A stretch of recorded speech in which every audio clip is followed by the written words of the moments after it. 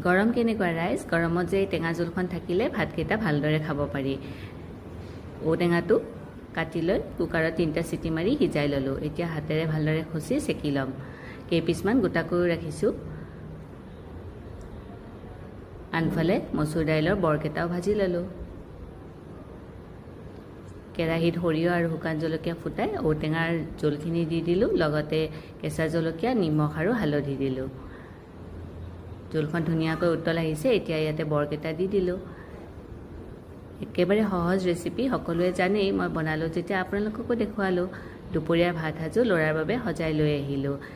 দাইলৰ লগতে আছিল মচুৰ দাইলৰ বৰেৰে ঔটেঙাৰ আঞ্জা শাক ভাজি আৰু সজনা আলু সৰিয়হেৰে চৰচৰি ই জলকীয়া ভাল পায় বাবে এটা জলকীয়াও ৰাখি দিলোঁ ভাত সাজ কেনেকুৱা লাগিছে জনাব আজিলৈ আহিছোঁ